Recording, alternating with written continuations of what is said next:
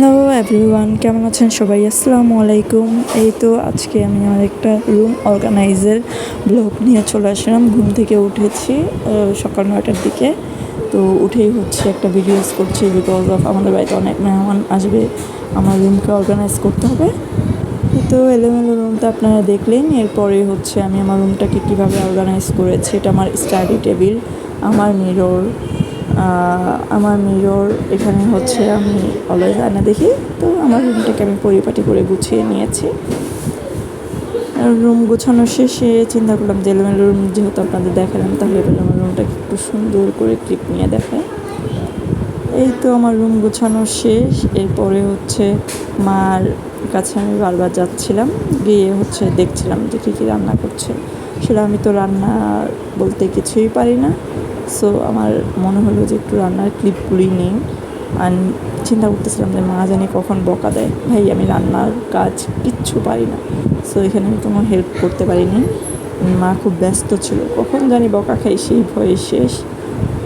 আমার মা আমরা ঘুম থেকে ওঠার আগেই সকল ধরনের তরকারিগুলি রান্না করছিল। গরুর মাংস, খাসির মাংস, মাছ ভুনা এগুলি রান্না করে রেখেছিল মেহমানদের জন্য। সো আমি এগুলি একটু ছোটো ছোটো ক্লিপ নিয়েছি, এবং আমাদের বাড়িতে যত খাবার হয়েছে সব ভিডিওস কিন্তু আমি করতে পারিনি, বিকজ অফ আমি রান্নার সময় ছিলাম না বা সময় পাইনি। এরপরে আমি আমার মায়ের রুমটা গুছাতে চলে আসলাম। মায়ের রুমটাও গুছিয়ে ফেলেছি। তো মায়ের রুমটা গুছানো শেষে আমি গোসল করতে চলে গিয়েছি। গোসল করে এসে দেখেছি যে আমাদের বাড়িতে সব মেহমান চলে আসছে, তাই আর কোনো খাবারের ভিডিওস নেওয়া হয়নি। এর মাঝে অবশ্য আরেকটা ভিডিওস নিয়েছিলাম যে আমার বড় বোন রোস্ট রান্না করেছে, ওর হাতের রোস্ট। সো ইয়ামি, কিছু বলার নেই এই খাবার নিয়ে। তারপরে সবার যেহেতু চলেই আসছে, সো আমি গোসল করে বের হয়ে একটু রেডি হলাম বলতে ফ্রেশ হয়ে চুলটা জাস্ট আছড়িয়ে নিয়েছে।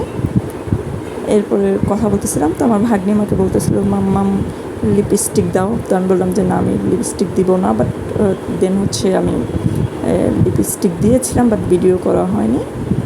নিজে একটু ঢং করতেছিলাম। যাই হোক, কেমন লাগলো আমার আজকের ব্লগ? ভালো থাকবেন সবাই। আসসালামু আলাইকুম। আবার দেখা হবে নতুন কোনো ভিডিওতে। সবাই আমাকে সাপোর্ট করবেন, ভিডিওটা শেয়ার করবেন। ভালো থাকবেন। আল্লাহ হাফেজ।